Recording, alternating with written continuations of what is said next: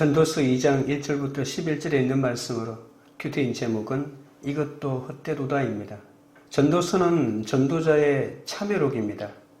오랫동안 인생길을 걸어온 자가 지금까지 걸어온 삶의 여정을 돌이켜보는 회고록 같은 분위기가 전도서에 담겨 있습니다.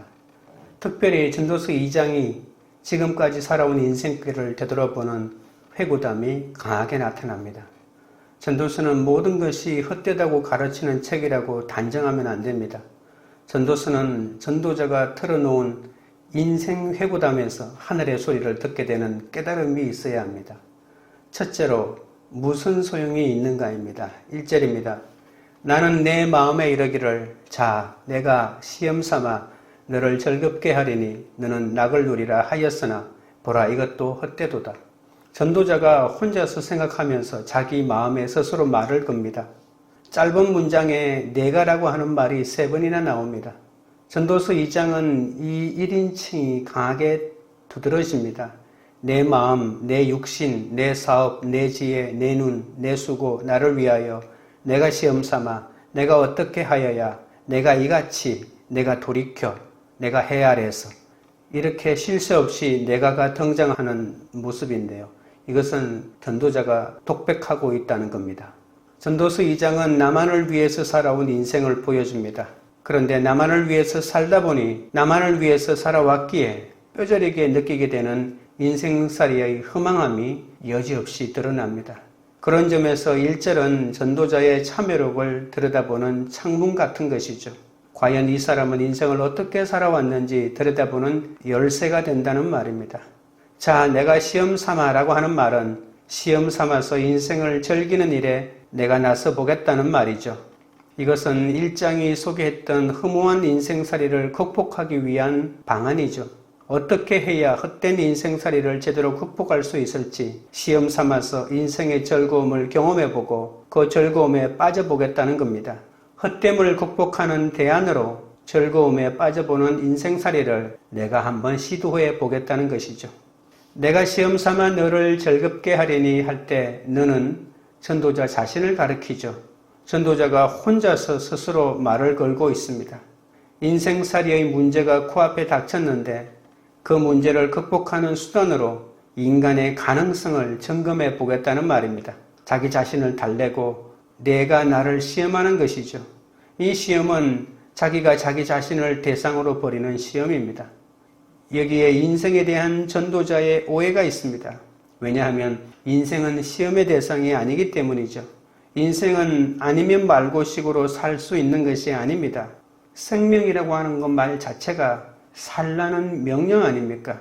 이 명령은 자기 자신이 내릴 수 없습니다. 하나님만이 이 명령을 내릴 수 있습니다.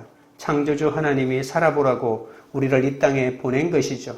그런데 그 한 번밖에 없는 인생을 함부로 내가 어떤 실험을 하듯이 그렇게 살 수 있는 것은 아닙니다. 시험을 해보다가 실패할 수도 있고 해보다가 중단할 수도 있고 해보다가 아니면 말고 식으로 포기할 수도 있지 않습니까? 그러나 인생은 살아보다가 아니면 말고라고 하는 식으로 포기할 수 있는 시험 대상이 아니란 겁니다.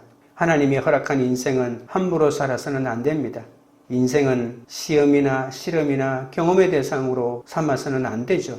하나님 없는 인생살이라면 아무리 시험하고 실험하고 경험해도 그 인생은 후회만 남을 뿐입니다. 내가 지금 당하는 인생 문제의 해답을 나에게서 찾지 마십시오. 인생의 어려움은 생명의 주인 되시는 하나님을 찾게 되는 디딤돌이 될 뿐입니다. 우리 인생은 질그릇에 불과합니다. 인생의 도전을 이기는 능력은 하나님이 주시지 질그릇에 불과한 우리 자신에게 있지 않습니다. 세상을 이겨보겠다고 내가 나를 의지하는 시험에 나서면 실패할 수밖에 없습니다. 수고하고 무거운 짐진 자들아 다 내게로 오라. 내가 너희를 쉬게 하리라고 마태복음 11장 28절에서 말씀하셨습니다. 우리는 다만 고난의 한가운데에서 주여 우리가 지금 당하는 인생의 걸림돌이 주님을 만나는 디딤돌이 되게 하소서라고 기도할 뿐입니다. 우리가 돈에 빠지고 운동에 빠지고 놀이에 빠진다고 그것이 헛된 인생을 극복하는 대안이 될 수 있을까요? 잠깐은 행복을 느낄지 모르지만 헛된 삶을 극복하는 근본 처방은 될 수 없습니다. 2절입니다. 내가 웃음에 관하여 말하여 이르기를 이것은 미친 것이라 하였고 희락에 대하여 이르기를 이것이 무슨 소용이 있는가 하였노라. 전도서는 참회록이자 반성문이라고 했습니다. 전도자는 즐거움으로 인생의 의미를 찾고자 육체적인 성공과 향락을 추구합니다. 그러나 그는 성공과 향락을 추구하여 삶의 의미를 찾던 시도가 헛되고 허무할 뿐이라고 고백하게 되죠.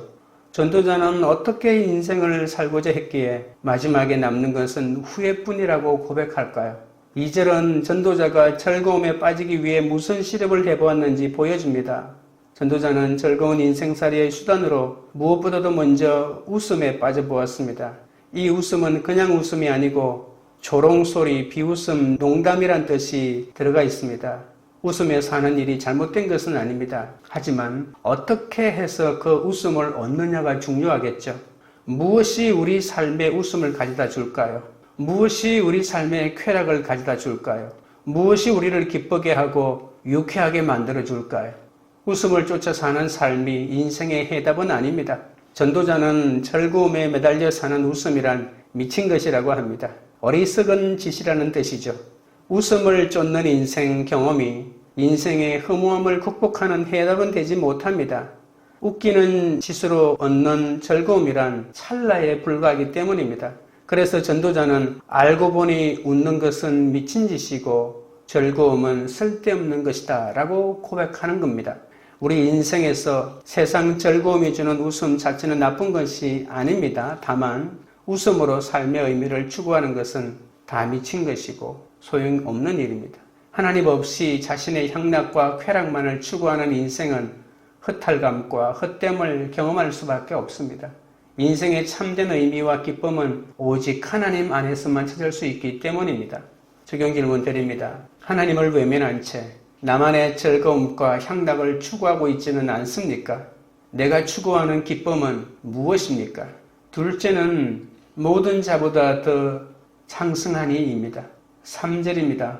내가 내 마음으로 깊이 생각하기를 내가 어떻게 하여야 내 마음을 지혜로 다스리면서 술로 내 육신을 즐겁게 할까? 또 내가 어떻게 하여야 천하의 인생들이 그들의 인생을 살아가는 동안 어떤 것이 선한 일인지를 알아볼 때까지 내 어리석음을 꼭 붙잡아 둘까 하여 전도자는 쾌락을 얻고 행복해지기 위해서 또 다른 경험을 소개합니다. 전도자는 웃음 다음으로 빠져들었던 경험은 바로 술에 빠져 시간을 보내는 것이죠. 어떻게 살아야 짧은 한평생을 즐겁게 살 수 있겠습니까? 전도자는 즐겁고 기쁘고 쾌락 얻기 위해 술로 자기 육신의 즐거움을 달랩니다. 그러나 그것이 참으로 어리석은 짓이라는 것을 깨닫는 데는 시간이 그리 오래 걸리지 않았습니다. 그래서 전도자는 무엇이 선하고 아름다운 인생인지 찾고자 또 다른 새로운 경험에 도전하여 쾌락과 성공을 추구하죠. 4절부터 8절입니다. 나의 사업을 크게 하였노라. 내가 나를 위하여 집들을 짓고 포도원을 일구며 여러 동산과 과원을 만들고 그 가운데 각종 과목을 심었으며 나를 위하여 수목을 기르고 살림에 물을 주기 위하여 못들을 팠으며 남녀노비들을 사기도 하였고 나를 위하여 집에서 종들을 낳기도 하였으며 나보다 먼저 예루살렘에 있던 모든 자들보다도 내가 소와 양떼의 소유를 더 많이 가졌으며 은금과 왕들이 소유한 보배와 여러 지방의 보배를 나를 위하여 쌓고 또 노래하는 남자들과 인생들이 기뻐하는 처첩들을 많이 두었노라. 전도자가 술 마시며 즐겨보았지만 이것도 헛되고 어리석은 일이라는 것을 깨달은 후에 새롭게 시도한 도전은 사업을 크게 벌이는 겁니다. 전도자는 나의 사업을 크게 하였노라 라고 이렇게 사업을 크게 넓혔습니다. 집을 짓고 포도원을 짓고 동산을 짓고 과원을 짓고 과목을 심고 남녀노비를 사고 종들을 낳고 소와 양떼 소유를 많이 늘려가는 방식으로 사업에 모든 것을 쏟아붓습니다. 전도자는 앞뒤 가리지 않고 일 중독에 빠져들었죠. 일에 매여 사는 사람, 사업에 매여 사는 사람이 되었습니다. 전도자는 그렇게 막대한 부귀 영화를 누리고 많은 처첩을 두면서 육신의 쾌락을 누렸습니다. 전도자의 삶은 어떻게 되었을까요? 9절은 사업을 크게 벌인 결과를 보여줍니다. 9절입니다. 내가 이같이 창승하여 나보다 먼저 예루살렘에 있던 모든 자들보다 더 창성하니 내 지혜도 내게 여전하도다. 전도자는 그 누구보다도 큰 세력을 얻고 더 큰 부자가 되고 더 큰 명성을 얻었습니다. 더 높은 지위를 누리는 것은 말할 것도 없습니다. 자기가 살던 세상에서 그 누구보다도 출세한 것이죠. 그는 이제 사업으로 이룬 성과로 무엇이든 누리고 싶은 낙을 다 누릴 수가 있습니다. 세상 지혜까지 소유한 그는 모두가 부러워할 최고의 행복을 얻는 듯합니다. 하지만 전도자가 시도했던 모든 일은 자신에게 궁극적인 기쁨과 만족을 주지 못했습니다. 우리 인생의 목적은 세상 행복이 아니라 거룩이기 때문이죠. 적용 질문 드립니다. 지금 나의 만족과 창성함을 위해 세상에서 쫓고 있는 것은 무엇입니까? 셋째는 해 아래에서 무익한 것입니다. 10절입니다. 무엇이든지 내 눈이 원하는 것을 내가 금하지 아니하며 무엇이든지 내 마음이 즐거워하는 것을 내가 막지 아니하였으니 이는 나의 모든 수고를 내 마음이 기뻐하였습니다. 이것이 나의 모든 수고로 말미암아 얻은 몫이로다. 전도자는 1절에서 인생의 즐거움을 누리면서 인생의 허물을 이겨보겠다고 다짐을 하였죠. 행복한 삶을 누리기 위해 웃음에도 빠지고 술에도 빠지고 사업에도 빠지고 재물에도 빠지고 여자에게 빠져보았습니다. 그리고 이제는 세상 모든 사람이 부러워하는 돋보이는 재력가가 되었습니다. 전도자는 마음에 작정한 것을 얻기 위해 한 번의 시도가 마음에 차지 않으면 다음 시도로 넘어갔습니다. 그래서 그 경험의 깊이가 조금씩 더 강해지는 것을 알 수 있죠. 전도자는 자기 눈이 원하는 것과 마음이 즐거워하는 것이라면 어떤 것이든 절제하지 않고 막지 않았습니다.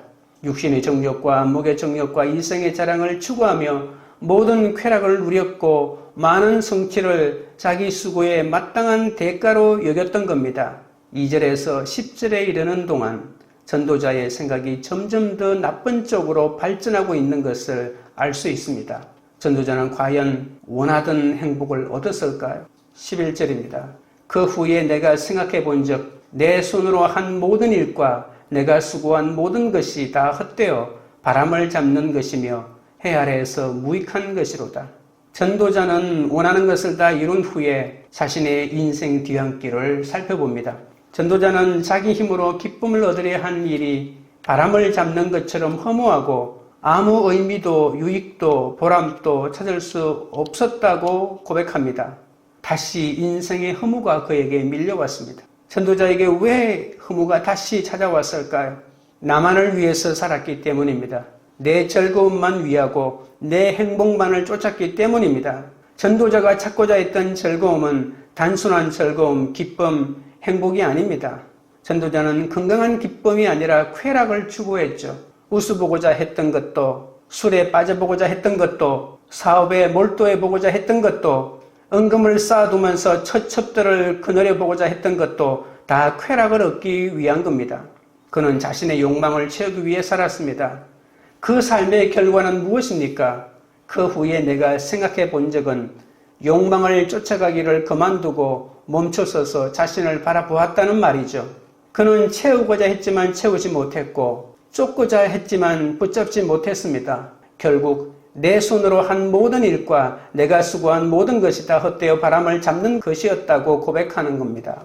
쾌락에 빠지는 삶을 살고 자기 손으로 성취한 모든 일과 이루려고 애쓴 수고를 돌이켜보니 세상 모든 것은 결국 헛되어 바람을 잡아버리는 것과 같이 아무런 보람도 없었다고 합니다. 나만을 위해서 살아온 삶은 무익합니다. 욕망을 채우기 위해서 살아온 삶은 바람을 잡아버리는 것과 같습니다. 진정 보람 있는 삶이란 나를 위하여 애쓰는 삶이 아닙니다. 그렇다면 도대체 어떻게 살아야 할까요? 우리는 쾌락을 추구하는 삶에서 돌아서야 합니다. 세상의 쾌락이 덧없음을 할 때 복음의 진리 앞으로 나아갈 수 있는 것이죠. 자기를 비우지 못하고 채우려고만 했기 때문에 무익한 삶을 살았지 않습니까? 그렇다면 이제 보람 있는 삶을 살기 위해 우리는 자기를 비우는 길을 걸어가야 합니다. 이것은 자기를 부정함으로 참된 삶을 누릴 수 있다는 말이죠. 마태복음 16장 24절 25절에서 예수님은 누구든지 나를 따라오려거든 자기를 부인하고 자기 십자가를 지고 나를 따를 것이니라. 누구든지 제 목숨을 구원하고자 하면 잃을 것이요 누구든지 나를 위하여 제 목숨을 잃으면 찾으리라고 말씀하셨죠. 사람은 자신을 비우야만 비로소 자기 인생을 승취할 수 있습니다. 자기를 앞세우지 않기 때문에 앞서게 되고 자기를 버리기에 자기를 보존하게 됩니다. 나를 비우는 것이 진정으로 나를 완성하는 길입니다. 하늘과 땅이 영원히 그 자리에 있는 것은 자신을 위해 보존하지 않기 때문이죠. 십자가를 지고자 자기를 내려놓는 삶이야말로 진정 허무하고 허망한 삶을 극복하는 대안의 삶이 될 겁니다. 사도 바울도 무엇이든지 내게 유익하던 것을 내가 그리스도를 위하여 다 해로 여긴다고 했습니다. 사도 바울은 유대인이자 로마 시민이었습니다. 율법을 지키고자 최선을 다한 바리새인이자 성경 말씀에 정통했던 성경학자이기도 했습니다. 예수를 만나기 전에는 교회를 핍박하는 일에도 열심이었죠. 그렇게 완벽했던 사람이 예수 그리스도를 만나고는 내게 유익하던 것을 내가 그리스도를 위하여 다 배설물 같은 해로 여긴다고 고백하지 않습니까? 사도 바울이야말로 자기를 부정함으로, 자기를 비움으로, 자기를 버림으로, 자기를 완성하는 삶을 살았습니다. 나를 위한 삶에서 그리스도 예수를 위한 삶으로 삶의 방향이 바뀔 때 우리는 비로소 인생의 새로운 의미를 깨달을 수 있습니다. 나를 위해 기뻐하고 나의 쾌락을 위해 땀 흘리고 나의 즐거움을 위해서 애쓰고 내 업적을 위해 사업을 하던 그 인생에서 돌아서야 합니다. 이제는 예수 그리스도를 위한 삶으로 하나님 나라를 위한 헌신으로 하늘의 이치를 닮아가는 순종하는 삶으로 축이 옮겨질 때 우리 인생은 밀려오는 허물을 이기는 참된 인생을 살게 됩니다. 인생에서 중요한 것은 방향입니다. 속도가 아니라 방향이라는 사실을 아셔야 합니다. 나를 위한 삶이 아니라 이웃을 위한 삶을 계획하십시오. 내게 필요한 삶이 아니라 나를 필요로 하는 사람을 위하여 삶을 살아가십시오. 주 예수 그리스도를 위해서 나를 내려놓을 줄 아는 삶을 살 때 아쉬움보다는 보람을, 후회보다는 감사함을, 안타까움보다는 찬양을 드높이는 하나님의 사람이 될 것입니다. 내가 아닌 너를 위하여, 예수 그리스도를 위하여, 주님의 나라를 위하여 그렇게 살아가야 합니다. 인생의 목적은 하나님께 영광을 돌리고 영원토록 하나님을 즐거워하는 것입니다. 하나님과의 관계 속에서 그분의 뜻을 깨닫고 순종하는 삶이야말로 참된 기쁨과 영원한 유익을 가져다 줄 것입니다. 적용 질문 드립니다. 내가 원하는 것을 얻고자 수고했지만 허무하고 헛되다는 생각이 든 적은 언제입니까? 거룩하게 살고자 내가 감당할 수고는 무엇입니까? 기도드리겠습니다. 하나님 아버지, 하나님 없이 자신의 향락과 쾌락만을 추구하는 인생은 허탈감과 헛됨을 경험할 수밖에 없다고 했습니다. 나를 즐겁게 하고자 각종 쾌락을 추구하며 세상에서 성공하고 사람들의 인정을 받기 위해 수고하고 있는 저를 용서하여 주시옵소서. 인생의 참된 의미와 기쁨은 오직 하나님 안에서만 있다는 것을 깨닫게 하여 주옵소서. 세상의 모든 사람이 부러워하는 모든 것을 얻어도 결국은 자신에게 궁극적인 기쁨과 만족을 주지 못한다고 했습니다.